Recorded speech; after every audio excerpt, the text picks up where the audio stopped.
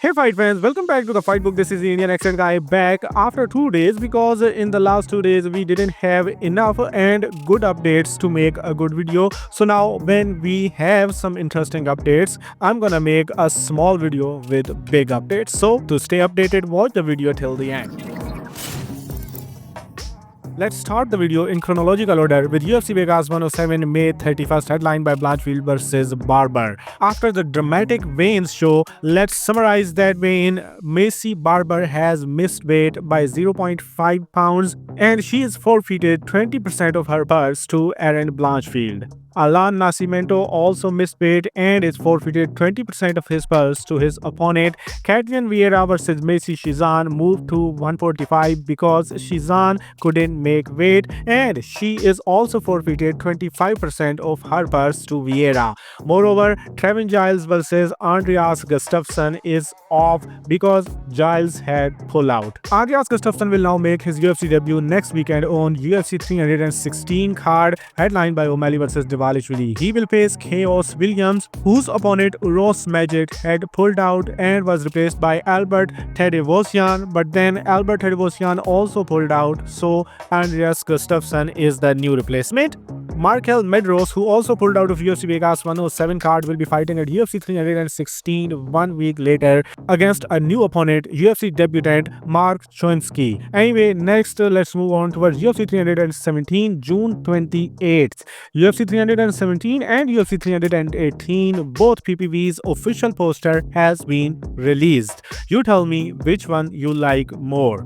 A fight that is officially added on UFC 317 card is a featherweight bout where 11-0 undefeated Haider Amil will return against Jose Delgado to get 4th straight UFC win. Related to the topic that who will be the next opponent for the winner of the headliner Oliveira vs. Topuria, Paddy Pimblett says that he is not interested in fighting Arman Tsarukyan for the #1 contender spot and he wants to fight Justin Gaethje in October. Then Arman Tsarukyan responds to him saying that it was obvious he was talking trash with zero intention of backing it up. Then Paddy responds to Tsarukyan says Arman has been handed everything on a silver platter his whole life. He tells Arman that nobody cares about him after he pulled out against Arman Tsarukyan. Basically, it is another form of ducking.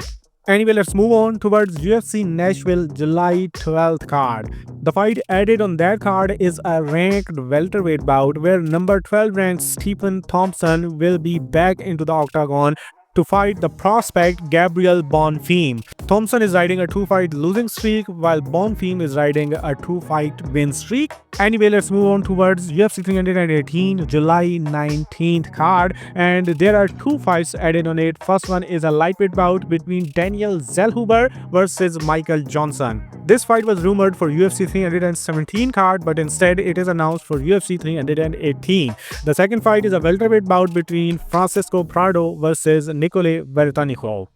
And the official announcements end here. One more fight for UFC Abu Dhabi July 26th card. Number 2 ranked Peter Yan fighting number 13 ranked bantamweight Marcus McGee is being reported by almost every MMA channel, but let me tell you that this fight is not yet official. It is not even signed yet. So whenever it is announced officially or signed, the guy with the Indian accent will definitely tell you, so do not believe to others.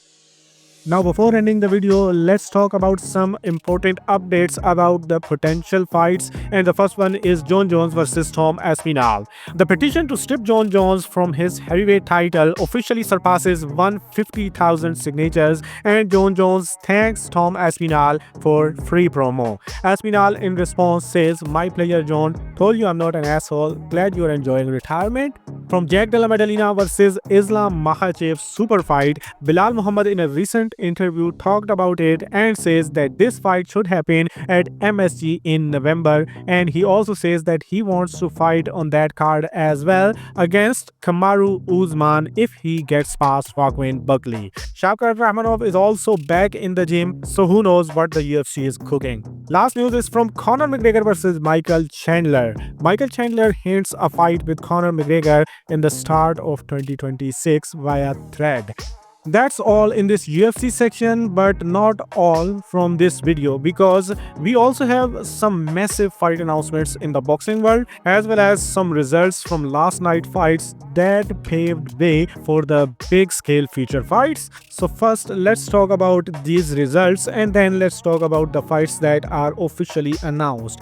Last night in Las Vegas, in Golden Boy Promotions headliner, WBA number 3 ranked Bektamir Melikuziev beats the undefeated prospect number 4 ranked Darius Fulgham in a super middleweight WBA title eliminator bout. Melikuziev scores a knockdown in round 12 to score a 114-112 unanimous decision, and he is now a mandatory defense for the unified champion Janibek Alimkhanuli. Despite that, Queen Berry's promoter Frank Warren has told The Ring that he expects number 1 ranked WBO contender Denzel Bentley to fight for the WBA middleweight title against Janibek Alimkhanuli before the end of this year.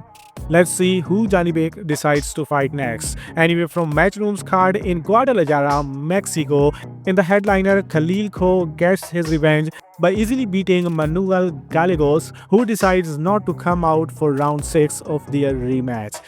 In one of the undercard bouts, super bantamweight WBA interim champion Murodjon Ahmadaliev returned against Luis Castillo in a showcase bout where he drops Castillo twice to the body in round 5 and 6 and then stops him in round 8. He is now official to fight Naoya Inoue for the undisputed super bantamweight titles on September 14th in Tokyo. In another undercard bout, WBO number 1 contender in the bantamweight division Christian Medina also fought in a showcase bout where he defeated Daniel Ramirez via second round TKO. He now looks to challenge for the WBO bantamweight title against Yoshiki Takei in September in Japan.